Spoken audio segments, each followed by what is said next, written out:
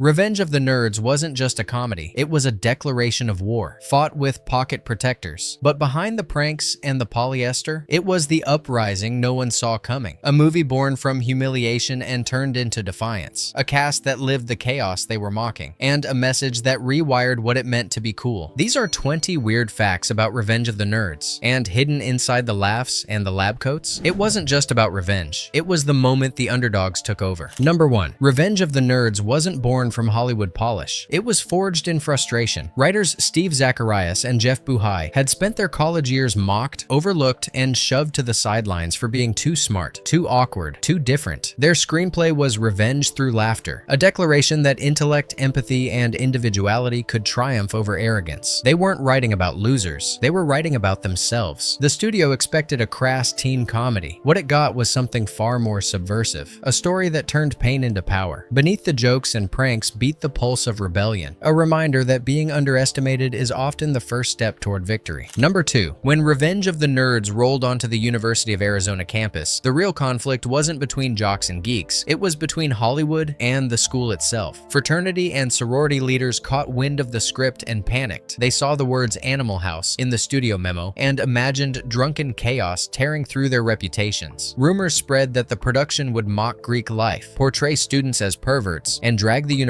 into scandal. Director Jeff Canoe tried to reason with them face to face. He gathered the Greek council in a lecture hall and explained that the film wasn't about sex or pranks. It was about acceptance. It's a story about not judging a book by its cover, he told them. The room stayed silent for a beat. Then a few chuckles broke the tension. The Greeks reluctantly agreed to let filming continue under strict supervision. But the irony was poetic. The movie about outcasts fighting for a place in the world had nearly been cast out before a single scene was shot. When cameras finally rolled in Tucson, the extras you see cheering and booing weren't just acting. They were real students watching a rebellion unfold on their own campus. Number 3. The war between jocks and nerds didn't end when the cameras stopped rolling. It kept going behind the scenes. The actors playing alpha betas lived like their characters, throwing wild hotel parties, drinking late into the night, and treating every day like game day. Meanwhile, the nerd actors kept to themselves, rehearsing lines, fine-tuning mannerisms, and bonding over their shared outsider roles. During crowd scenes, the divide turned real. Extras booed the nerds, sometimes a little too convincingly. Curtis Armstrong later admitted it stung. The rejection felt personal, but that raw tension gave the final pep rally speech its power. When the nerds stood up and declared who they were, it wasn't just acting. It was every real emotion they'd been holding in, finally unleashed. Number 4. Before Revenge of the Nerds ever started shooting, Robert Carradine decided he couldn't just play a nerd. He had to become one. To prepare for the role of Louis Skolnick, he went full method. Carradine enrolled at the University of Arizona, where the movie would be filmed, and actually attended classes in full nerd attire. Taped glasses, buttoned-up shirt, awkward smile, and all. The result was brutal. Students ignored him, whispered behind his back, and even laughed when he walked by. After just a few days of isolation, Carradine locked himself in his hotel room, shaken by how quickly he'd been dismissed. In 1984, nerd wasn't a pop culture badge. It was social exile. But that sting became fuel. When filming began, Carradine carried that pain into every line, every awkward grin, every small act of defiance. It gave Louis something rare for an 80s comedy hero: vulnerability. Beneath the pocket protector and squeaky laugh, there was a real person learning how to stand tall in a world that wanted him invisible. Number 5. Revenge of the Nerds nearly flatlined before it even reached theaters. After a triumphant Las Vegas test screening scored an impressive 85, Fox executives were convinced they had a hit. But wanting to test the film's Middle America appeal, they scheduled a second screening in Dallas, Texas. It was a disaster. The crowd sat in silence, uncomfortable with a comedy where the outcasts win and a black fraternity intimidates the white jocks. Laughter died. Scores plunged into the 60s and panic rippled through the studio. Director Jeff Canoe was furious. "You're gonna send this movie to Dallas?" he barked. "It's a story about nerds. Of course they're not gonna like it." Fox lost faith overnight. They slashed the marketing budget and quietly dumped the film on just 364 screens, expecting it to disappear. But instead, something incredible happened. College audiences found it. Word of mouth exploded, and theaters filled with underdogs cheering for their own kind. The same movie that bombed in Dallas became a nationwide rebellion, proof that even the smallest voice can spark a cultural roar. Number 6. When Curtis Armstrong first read the script for Revenge of the Nerds, his character Booger barely existed. Just a few crude jokes and a nickname that screamed punchline. But Armstrong saw something deeper hiding under the grime. Fresh off risky business and desperate for work, he asked himself one question: how do I make this guy human? He started from scratch, inventing Booger's backstory, his lazy slouch, his nasal voice, even his twisted sense of pride. He built him piece by piece until he wasn't just a caricature, but a person. Months later, Armstrong found the one-page biography he'd written for the role and froze. "I'd basically written about myself," he admitted. The attitude, the isolation, the defense mechanism of humor, it was all his. What began as a dirty joke turned into something oddly personal. By channeling his own insecurities, Armstrong transformed Booger from comic relief into an anti-hero. Crude, yes, but honest. In the process, he didn't just play a nerd, he accidentally revealed one. Number 7. Booger and Takashi's hilarious chemistry wasn't planned. It was pure lightning caught on set. One afternoon, director Jeff Canoe asked Curtis Armstrong and Brian Tochi to improvise something while cameras were setting up. With nothing written, they grabbed a deck of cards and started playing, inventing a scene where Booger slyly hustles Takashi. The crew burst out laughing. It was chaotic, natural, and instantly unforgettable. That single unscripted moment turned into a running gag, shaping their on-screen bond and deepening the film's humor. Off-camera, Armstrong and Tochi became real friends, riffing through takes and sharing inside jokes between scenes. What began as a quick filler shot became one of Revenge of the Nerds' most human touches, proof that real connection can turn even the smallest improv into movie magic. Number 8. The film's unforgettable talent show, the moment the nerds steal the crowd, wasn't just movie magic. Curtis Armstrong really played his part, pounding out live riffs on stage. Robert Carradine also performed live, learning to play the keytar to match the energy and timing of the scene. The only one who didn't? Timothy Busfield, whose character Poindexter was supposed to shred on the violin. Busfield took lessons for weeks, determined to look authentic, but his bow screeches were so bad that the crew couldn't stop laughing. They ended up dubbing in a professional violinist. The result was a chaotic blend of real skill, fake solos, and total heart, exactly what the story needed. The Nerd Jam may have been rough around the edges, but that's why it worked. It was imperfect, passionate, and utterly sincere. Number 9. One of Revenge of the Nerds' most unforgettable moments, that goofy, snorting nerd laugh,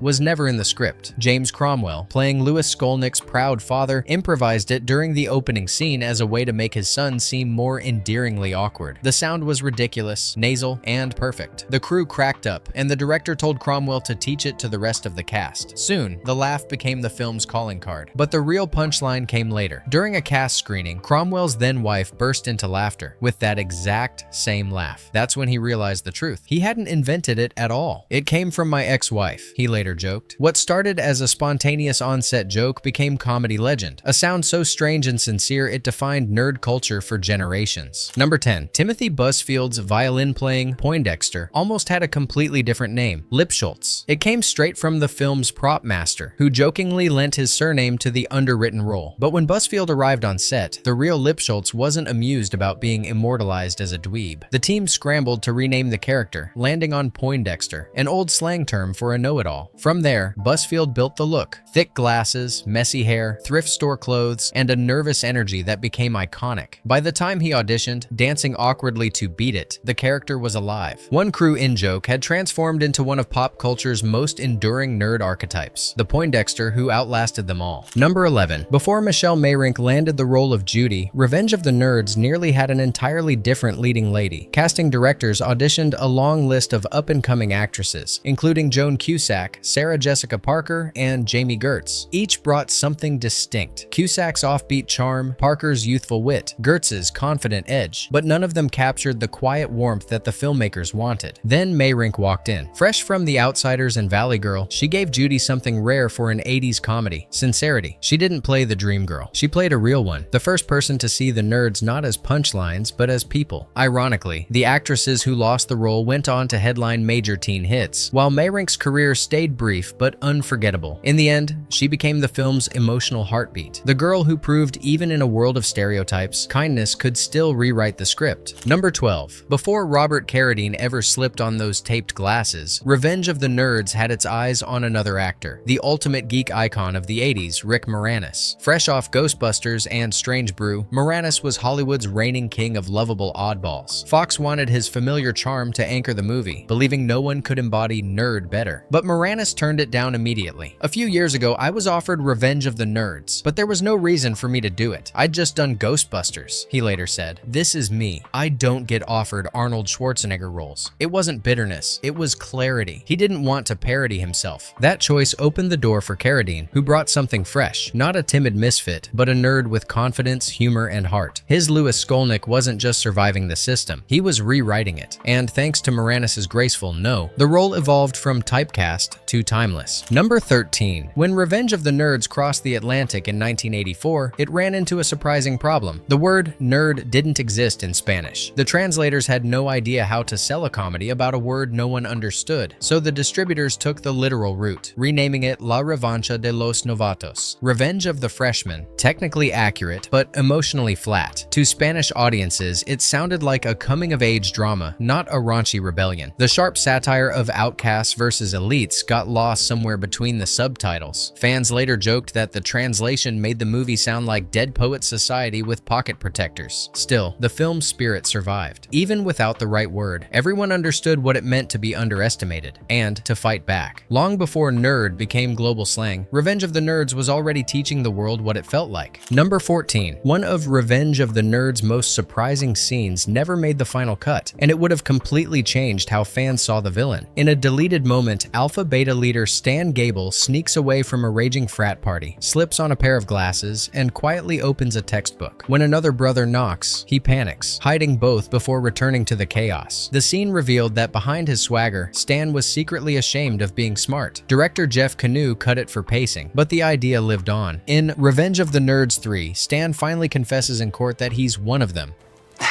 I realized that I was a nerd. I'm a nerd, trapped in a beautiful body, but I'm a nerd nonetheless. What began as a gag became a full redemption arc. The bully who realized he'd always been a nerd in disguise. Number 15. With a budget of just $8 million and almost no studio faith, Revenge of the Nerds was never meant to be a hit. Fox gave it a small release, minimal advertising, and practically no expectations. But the movie's underdog spirit mirrored its own story. Scrappy, underestimated, and ready to prove everyone wrong. Word of mouth turned the tide. College crowds discovered it first, packing late-night showings and cheering the nerds like a team of cinematic heroes. By the end of its run, the film had grossed over $40 million, 5 times its cost, and found a permanent place in pop culture. It wasn't just box office luck, it was rebellion made profitable. While other comedies chased sex jokes or slapstick, Revenge of the Nerds struck a nerve, turning humiliation into triumph and proving that the smartest kids in the room could win not just the story, but Hollywood itself. Number 16. Before Revenge of the Nerds, the word nerd was an insult whispered in hallways and locker rooms. After it, it became a declaration of pride. That transformation began in the film's emotional finale, when Gilbert steps forward on the football field and declares, "I'm a nerd, and I'm pretty proud of it."